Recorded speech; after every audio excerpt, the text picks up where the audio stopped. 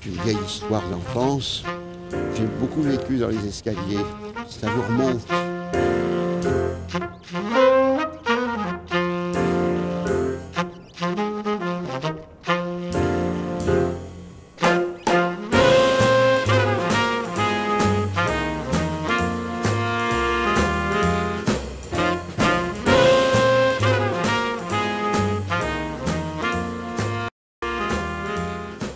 Je commence très tôt le matin. Je commence vers 6 heures jusqu'à 7 heures du soir. Après, je suis mort. Des fois, il m'arrive de travailler 4 ans sur une chose. Je peux te dire, j'en ai ras-le-bol. 4 ans. Un pastel de plantes. 4 ans de travail. Et au dernier moment, mon chien a vu le chat.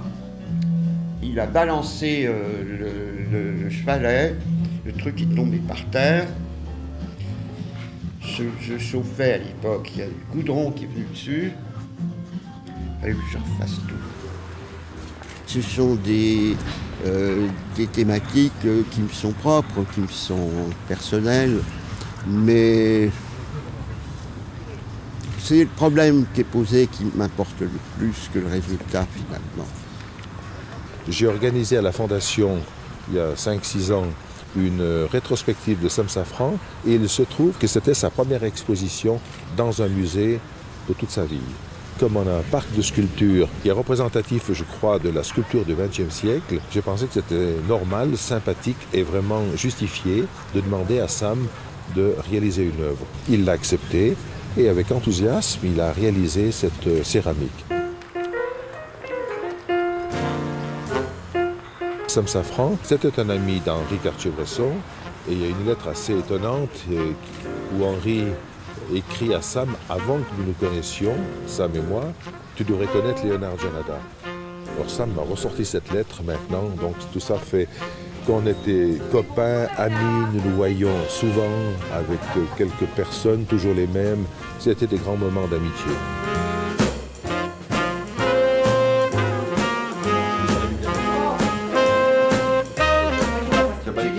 S'il veut pas. Ah oui,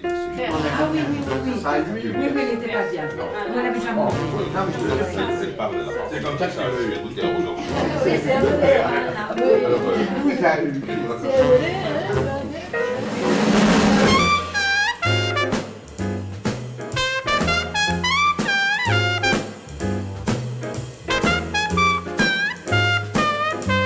Je peux te dire une chose. Voilà, moi j'ai fait 2 esquisses, j'en fais une 3e, beaucoup plus grande, j'ai passé la semaine à travailler là-dessus. C'est grosso modo un détail, c'est la moitié. Ça, je me suis dit, je vais avoir une rampe qui sera grande comme ça. On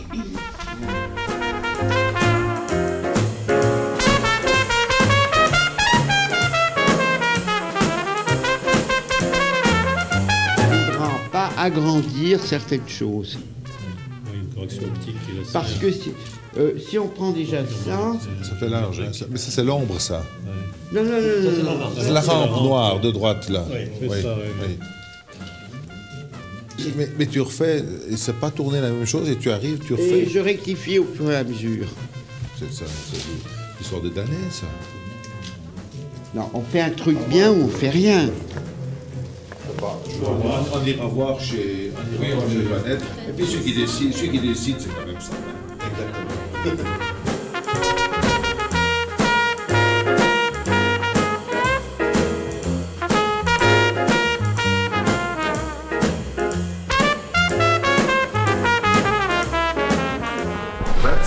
La Cécile a parti du Tibet. Là, même si on n'a pas fini, moi je viens.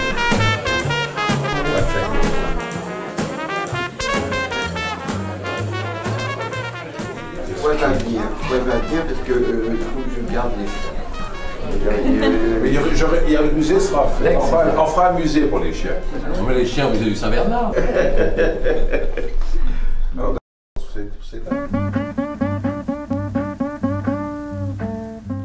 Je suis pas français, je suis parisien. Je milite d'ailleurs actuellement pour que Paris devienne autonome, c'est-à-dire que ce soit un pays à part. Je suis parisien, je suis communard, anarchiste. Non, je ne me sens pas français, je me sens parisien. Donc mes antécédents judaïques n'ont rien à voir là-dedans. Ah ben la Suisse, c'est la guerre, c'est la Croix-Rouge. Et puis c'est là où j'ai appris à nager et j'ai commencé à dessiner en Suisse. À tel point que j'ai épousé une Suissesse. J'ai cru qu'elle était neutre. C'est pour ça que je l'ai épousée. J'ai pas eu d'enfance. À cause de la guerre. T'as pas d'enfance, etc. Quand tu te réveilles et puis tu te retrouves en pleine guerre, coincé par la Gestapo, t'as pas d'enfance, ça n'existe pas. Il faut survivre. Adolescent, j'étais en Australie, je m'emmerdais passablement et donc j'ai fait 2 fugues assez dramatiques. Je voulais rentrer à Paris, pas en France, à Paris. Donc j'ai été un fugueur. Ce qui m'a sauvé la vie par la suite, mais j'étais un fugueur.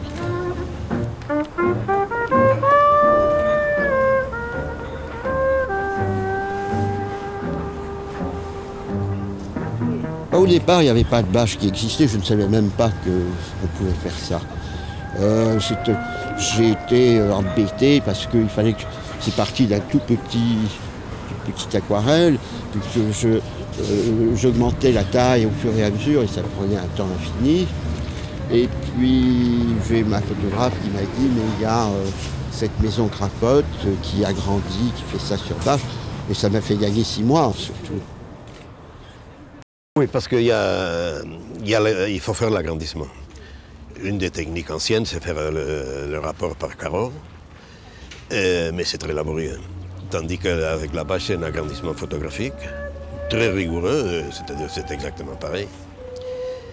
Et ça nous sert de guide pour faire un calque après et le rapporter sur la céramique. Les couleurs, on ne se fie pas beaucoup parce que les vraies couleurs, c'est la vraie œuvre de Sam, c'est l'original.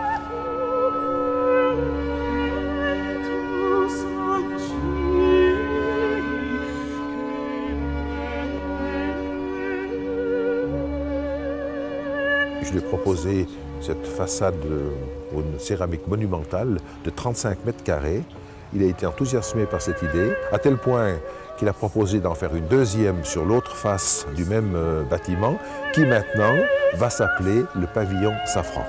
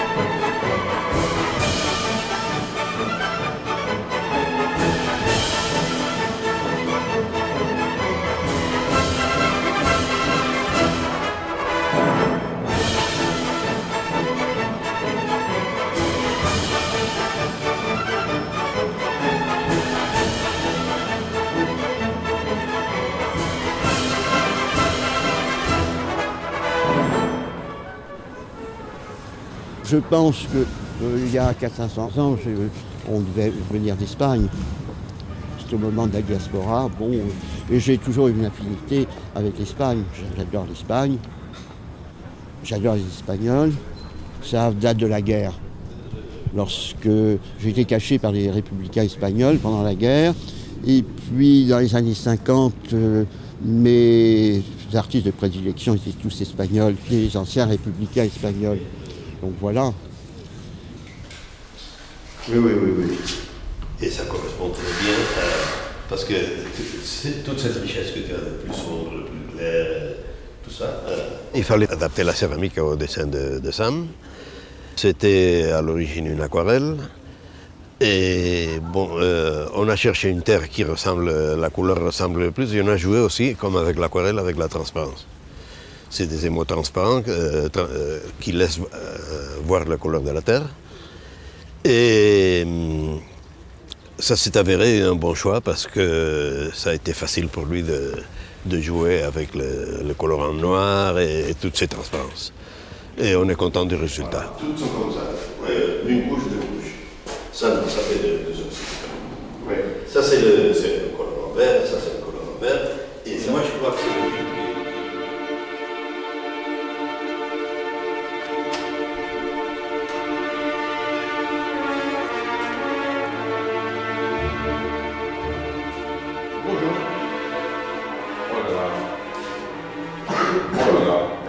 Devo ça. C'est fort ça. Oh, ça c'est... Ça c'est les plaques. On a envie de descendre. Et comme on a vu que la couleur était à peu près la même, on a décidé de travailler avec des émaux transparents. Et ça sera beaucoup plus riche parce qu'il y aura la matière de la plaque. Et ça c'est les échantillons. Non, maintenant on fait le carré. Mètre par mètre. On fait le mètre carré. Le dessin, on fait des petits trous. On se met sur les plaques.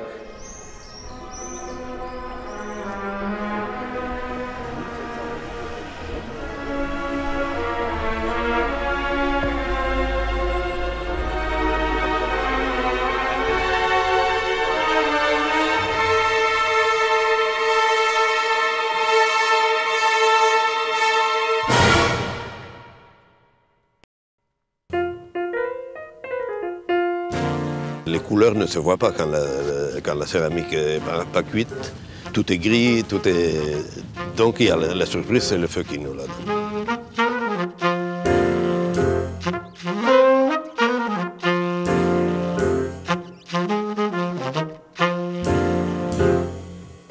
Non, évidemment, c'est une collaboration. Et c'est indispensable qu'il soit là. Et c'est indispensable que ce soit lui qui manie le pinceau. Parce qu'il y a une question de personnalité. Sinon, on fait une reproduction, et c'est surtout pas ça que nous voulons. C'est pas une reproduction d'un tableau, c'est une céramique. C'est-à-dire l'origine, c'est une œuvre originale. C'est pas une reproduction. Ça, c'est basique.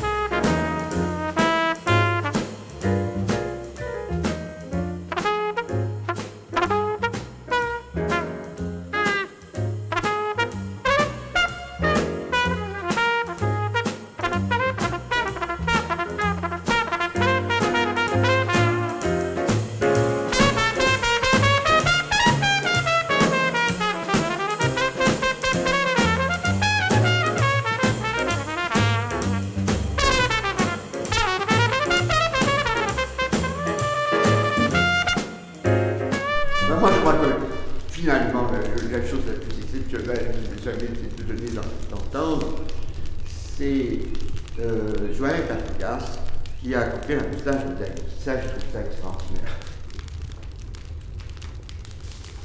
Le taureau, il est partout dans ma vie. Il y a Picasso, il y a le Minotaure, il y a le tien en bronze magnifique.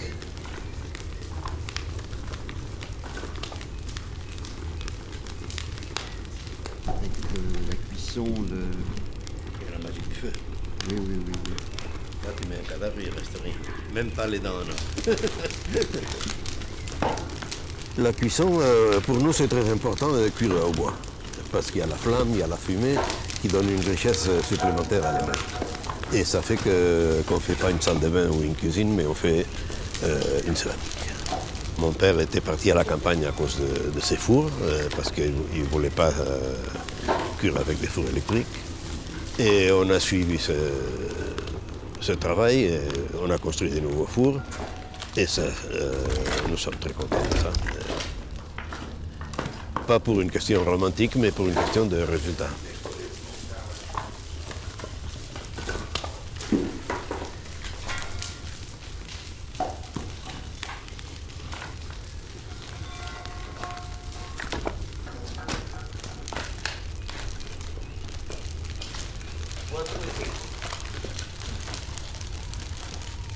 Tu as ici un livre politique qui est puissant, ici même. Je peux lui montrer.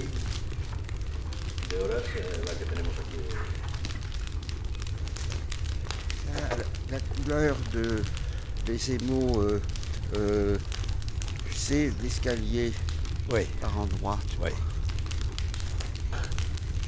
C'est extraordinaire, hein. Et l'ombre portée, on voit tout là aussi.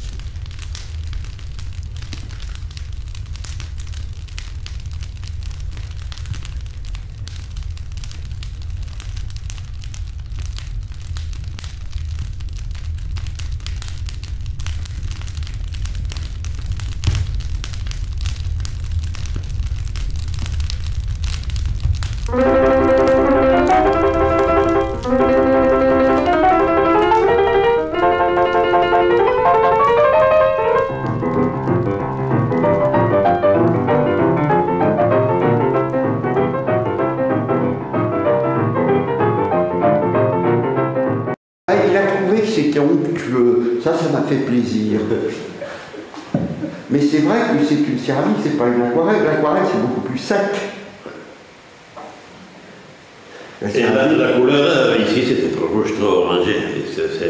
Ça, c'est la faute de la machine. Oui, et puis il y a une autre chose. Tu fais des mélanges à l'aquarelle, tu peux faire des mélanges fantastiques. Mais avec la céramique, il y a des limites. Bon, c'est comme ça. Moi, je trouve que c'est plutôt pas mal venu, je ne m'attendais pas. C'est vrai que j'attendais plus de noir, mais en fait, c'est pas gênant. Alors, on pourrait le refaire, enfin, je veux dire, quoi. Mais je trouve qu'il y a une spontanéité que peut-être je n'aurais plus par la suite avec la pratique. Parce que la pratique, ça te change tout. On fait une bonne équipe, hein? Ah oui, ça c'est vrai. Bonjour la jeunesse. Hey, Salut Léonard. Ça va toi? Bien et toi? Ouais, c'est gentil de venir par là. C'est gentil de m'avoir. Moi ça va. Bien. Tu viens d'arriver? Oui. C'est bien. Fini, parfait. Il y a de la poussière toujours parce qu'on la nettoie, elle revient, mais bon. Pour une première fois, c'est pas mal. Pour une première fois. Moi je trouve en plus, j'aime cette matière qui n'est pas ni brillante ni mate, tu vois. Oui. Mais ça déjà tu avais prévu quand tu avais fait les essais. Hein. C'est commandé, tout le dallage, on va regarder tout ça après. Il fait plus grand là qu'en réalité. C'était un moment, hein? Ah oui. Moi je suis content du résultat. Chaque pièce est belle. Oui. Ça. Bien. Ça fonctionne très bien. Ça, une plaque comme ça. Oui. C'est Oui, tout à fait. Tout à fait. ça, c'est un tableau, ça, cette plaque. Oui, absolument. Moi, je trouve ça très intéressant. Pour revoir la conception ensemble, côté jardin. Pourquoi? Parce que je vais faire une plante. Il faut voir comment on va l'actionner par rapport à l'autre côté, parce que c'est un ensemble, quelque part, mine de rien. Par rapport à l'environnement, oui, ça c'est sûr. On va regarder tout ça maintenant.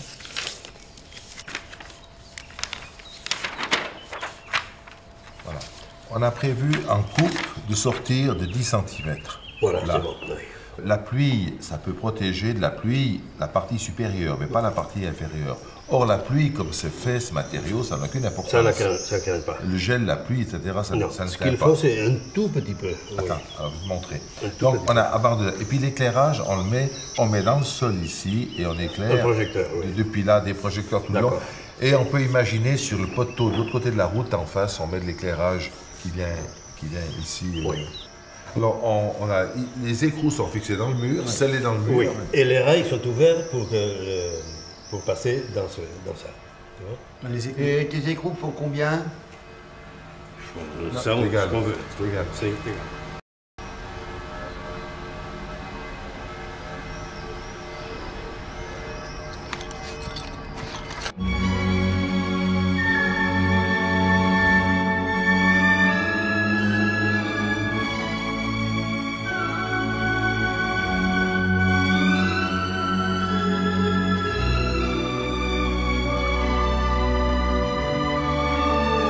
Il faut qu'il y ait un respect mutuel. Alors là, ça marche. Je crois que, très sincèrement, sans lui, je n'aurais pas fait. Sans lui, j'aurais pas fait. Je voyais personne avec qui je pouvais faire ça.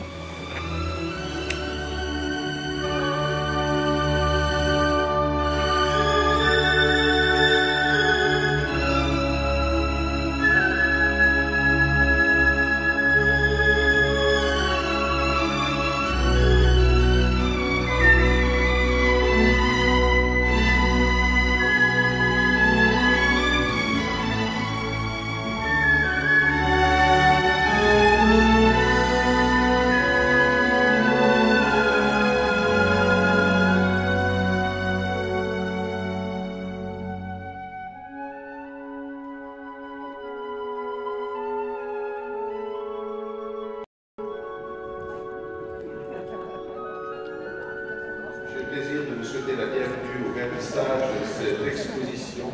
J'ai le grand plaisir de saluer les membres du conseil de la Fondation Pierre Gelada, ici présents.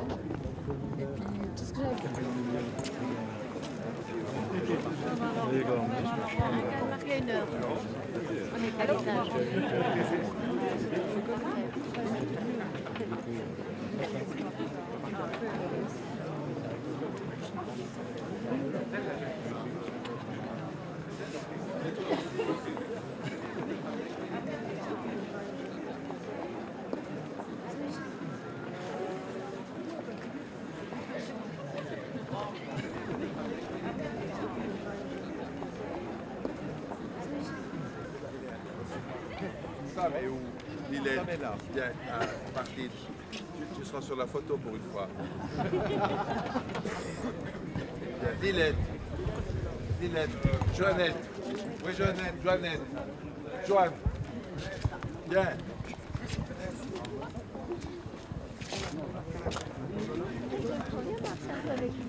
Ah oui, aujourd'hui, voilà, il y a le projecteur en face. Il y a des caméras de surveillance aussi en face. C'est vrai.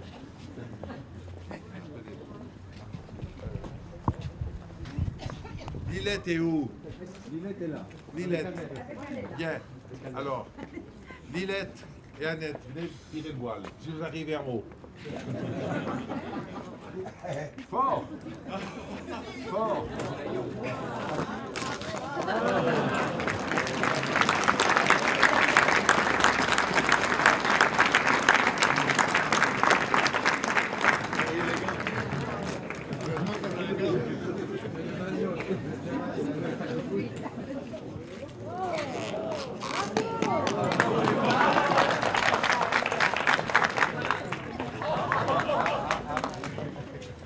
Voilà.